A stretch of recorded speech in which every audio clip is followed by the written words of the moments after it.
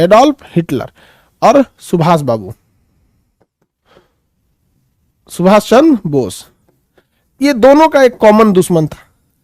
इनका भी दुश्मन था ब्रिटेन, ब्रिटेन दोनों का क्या था, कॉमन दुश्मन था ब्रिटेन। सुभाष ये भी ब्रिटेन को मार रहे थे, ये भी ब्रिटेन से लड़ना चाह रहे थे, तो दोनों के बीच में एक वैचारिक संबंध बन गया यहां पर हिटलर के प्रति। अब बात ये आती है कि जर्मनी हिटलर के पास गए क्यों थे, क्या करने के लिए हिटलर के पास चले गए थे। तो हुआ क्या था, द्वितीय विश्व युद्ध जैसे शुरू हुआ था, तो कुछ याद कीजिए आप लोग। द्वितीय विश्व युद्ध जब चालू हुआ था तो कुछ याद है, अरे भैया विश्व का नक्शा चाहिए हमको, where is world map, there is world map. इसको काट देते, इसको काट देते हैं, जापान को रहने देते हैं, ये रहा। चलिए सुभाष बाबू को देखते हैं, यहां देखिए बाबू, ऐसे इतना में समझिए, ये भारत है, ठीक है। सुभाष बाबू को कलकत्ता में गिरफ्तार किया गया, पठान का शकल बना के कहां भाग गए, जर्मनी चले गए, ठीक है। कहां चले गए, जर्मनी।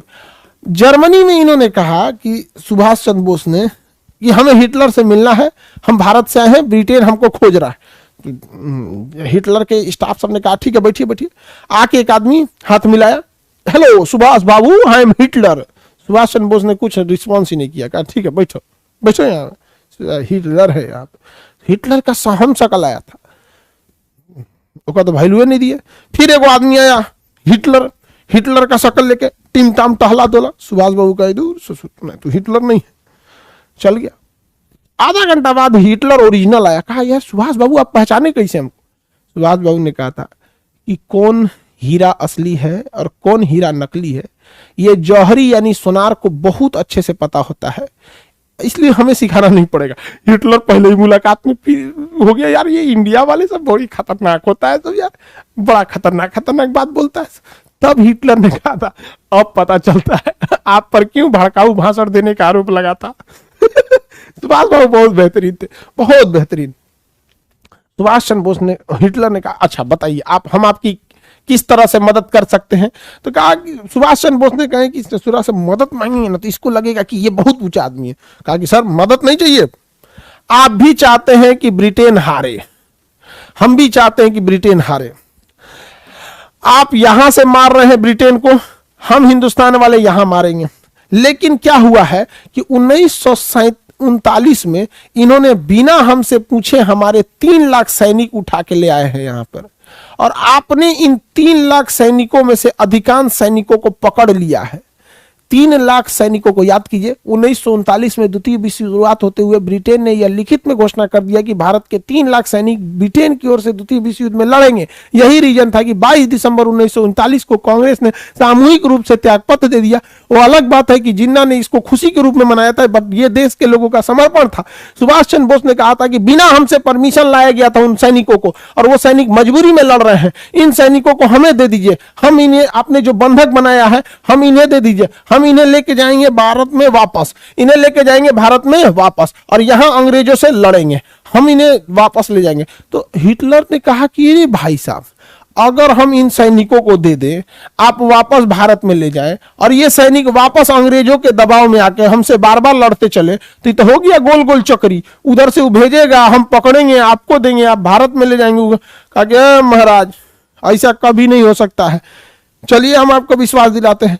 सुभाष चंद्र बोस ने गए और पूरी जबरदस्त भाषण दिया उन्होंने वहां पर, तुम मुझे खून दो मैं तुम्हें आजादी दूंगा। सुभाष बाबू के बयान से वहां के सैनिक बहुत प्रभावित हुए और कहें कि सुभाष बाबू आप आगे बढ़िए, हम आजादी दिलाएंगे भारतीयों को, हम देश को आजाद कराएंगे। पूरे सैनिकों का जोश जज्बात एकदम ऊंचाइयों पे पहुंच गया। हिटलर देख के बड़ा प्रभावित हुआ, लेकिन हिटलर ने कहा कि सुभाष बाबू इन सैनिकों में एक गड़बड़ी है, इनको अच्छे हथियार नहीं दिए गए हैं, अच्छी ट्रेनिंग नहीं दी गई है, सैनिकों में तो कोई दिक्कत नहीं है। इसलिए एक हिटलर ने भी कहा था कि भारतीय सैनिक, गोरखा तो भारत में भी रहते हैं, तो अगर मुझे भारतीय सैनिक अर्थात गोरखा जवान जो थे अगर मिल जाए तो पूरी दुनिया पे मैं राज कर सकता हूं। तो ये उन्होंने, उनका वक्तव्य था।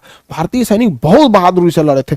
तो हिटलर ने क्या किया, भारतीय सैनिकों को कहा ठीक है सुभाष बाबू ये ब्रिटेनवा जो है ना, एकरा हमहू मारेंगे। आई आप पे भी कब्जा किया है ना, आप यहाँ जाके पूछिए। एक काम करिए सुभाष बाबू, ये है जर्मनी, हम आपको क्या करते हैं, इन सैनिकों को हम भेज देते हैं भारत में। ये सैनिक धीरे धीरे पहुंचेगा भारत में, जब तक आप चले जाइए जापान, आप चले जाइए जापान में। तो सुभाष चंद्र बोस ने, हिटलर ने सैनिकों को कहां भेज दिया, जापान। जापान से मिला हथियार, जापान से मिली ट्रेनिंग, और इन सैनिकों को लाया गया कहां पर, बर्मा में। कहां लाया गया, बर्मा में, म्यांमार में। कहां लाया गया, म्यांमार में। कहां लाया गया, म्यांमार में। कहां लाया गया, म्यांमार में। और म्यांमार में सुभाष चंद्र बोस ने कहा था कि यहां से अब रुकना नहीं है जब तक आजादी न मिले। हर सैनिक एक सांस में बोले, दिल्ली चलो। सारे सैनिकों ने बोला कि भाड़ में जाए ससुरा म्यांमार, हम लोग को यहां रुकना नहीं है। मणिपुर राज्य में दस्तक देकर सुभाष चंद्र बोस तनी सब बोलते तो सैनिक कोकरों से आगे निकल जाता था सब, समझ में आ गया कि नहीं। सुभाष चंद्र बोस मणिपुर में दस्तक देकर कहा था भारतीय सैनिकों ने कि हमारी कदम भारत मां की दहलीज पर पड़ गई है। मणिपुर के इस राज्य से हम यह घोषणा करते हैं कि जब तक हमारा कारवां चलता रहेगा, दिल्ली जब तक ना पहुंच जाए, हमारा कारवां नहीं रुकेगा। दिल्ली चलो। सुभाष चंद्र बोस ने क्या नारा दिया था, दिल्ली चलो। और उन्होंने ही कहा था कि भाई मुझे पूरे देश का साथ चाहिए, इसके लिए राष्ट्रपिता महात्मा गांधी से सहयोग की उम्मीद है। सोचिए, सुभाष चंद्र बोस ने महात्मा गांधी को राष्ट्रपिता कहा था। सुभाष चंद्र बोस ने, समझ में आ गया कि नहीं, सुभाष बाबू ने ऐसे कहा था, ठीक है। भारतीय सैनिक का एकदम जोश जज्बा उफान पर आ गया। तो सुभाष बाबू का योगदान तो समझ में आ गया आप लोग को। अब हम लोग को समझना है आजाद हिंद फौज क्या था। आजाद हिंद फौज, लक्ष्मी ब्रिगेड क्या था, सहगल ब्रिगेड क्या था, गांधी ब्रिगेड क्या था, नेहरू ब्रिगेड, ये सब चीजों के बारे में हम चर्चा अब नेक्स्ट क्लास में कर देंगे। सुभाष बाबू का तो हम अपने आपको योगदान बता दिए। अब सुभाष बाबू के आगे कैप्टन मोहन सिंह कौन थे, रास बिहारी कौन थे, लक्ष्मी सहगल कौन थी, और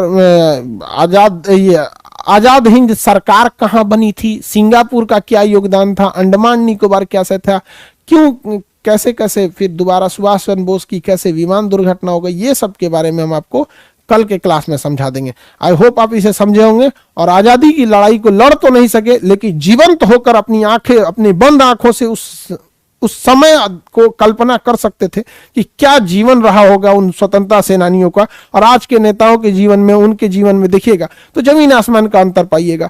वो सौभाग्यशाली थे जो लड़के चले गए, वरना यदि उन्हें पुनर्जन्म दिया जाए या उन्हें दिखाया जाए कि देखिए आज आपके देश में कैसे लूट मची हुई है धर्म के नाम पे, जाति के नाम पे, वो शर्मिंदा हो जाएंगे कि कम से कम इस दिन को देखने के लिए हमने आजादी की लड़ाई में अपनी जान नहीं दी थी। लेकिन आप आगे बढ़ेंगे, देश का भविष्य आप हैं।